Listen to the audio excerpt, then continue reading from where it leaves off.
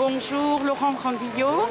Je vous vois aujourd'hui place François Rude lors du rassemblement organisé par Liberté Culture à l'occasion de l'anniversaire de la date concernant la peine de mort au niveau international. Est-ce que vous pouvez me dire quelque chose là-dessus? Bien évidemment, en France, nous avons aboli la peine de mort il y a maintenant quelques décennies et pour autant le combat n'est pas encore gagné car dans le monde il y a encore beaucoup de pays qui appliquent la peine de mort et c'est une injustice flagrante.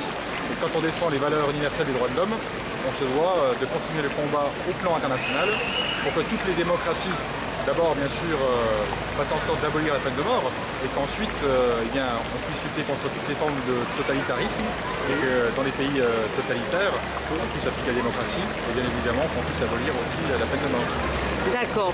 Vous êtes représentant sur Dijon, plutôt Dijon, la banlieue. Vous pouvez vous présenter brièvement? En fait, je suis adjoint au maire de Dijon, à la jeunesse, à la démocratie locale et à la vie associative et puis par ailleurs, je suis conseiller général de Côte d'Or. Voilà, je voulais que vous le disiez vous-même.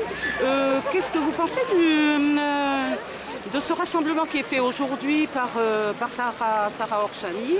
Je trouve que c'est quelque chose d'extrêmement positif, ça informe au moins, ça a ce bénéfice-là.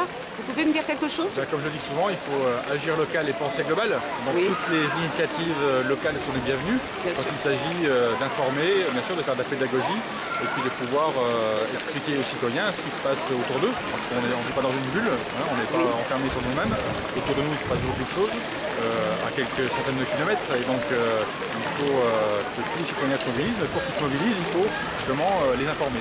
Et je pense que cette initiative, elle participe à cela. D'accord.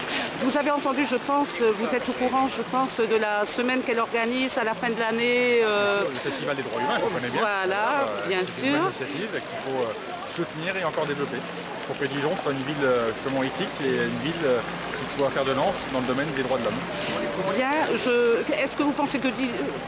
Comment vous pouvez situer Dijon précisément au niveau de l'information, au niveau des activités associatives, que ce soit droits de l'homme, bon, il y a d'autres associations type la FPS, le JFP, type tout ce qu'on connaît de différents collectifs. Il y a beaucoup de collectifs sur Dijon, d'ailleurs il y a le collectif pour Moumia Abou Jamal qui s'est beaucoup mobilisé ces dernières années en Côte d'Or, plutôt d'ailleurs reconnu pour le travail qu'il menait. Et je pense qu'à Dijon il y a beaucoup d'initiatives justement associatives. Et il faut les soutenir, il faut qu'elles se développent parce qu'après tout c'est à partir des initiatives citoyennes, en dehors de ce que peuvent faire les collectivités locales, de ce que peuvent faire l'État et autres, il faut que toutes les initiatives soient libérées et qu'elles puissent s'exprimer. Pour ce qui est de la ville de Dijon, en fait Dijon est ville de paix par exemple, qui est engagée dans ce domaine avec le mouvement de la paix.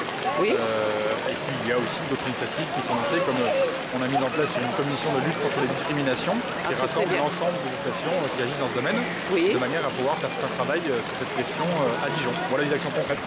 En fait, tout ce qui est dans cette lignée, que ce soit associatif, espace politique, voire syndical, voire des initiatives individuelles aussi, je pense, des personnes, tout ce qui est, tout ça est extrêmement positif et permet d'aller de l'avant dans un but commun. C'est commun, donc après toutes les initiatives sont bonnes, il faut que chacun puisse se mobiliser et qu'elles se conjuguent. Voilà. Bien sûr. Je vous remercie beaucoup. Bonne journée, bon courage pour la suite. Merci beaucoup.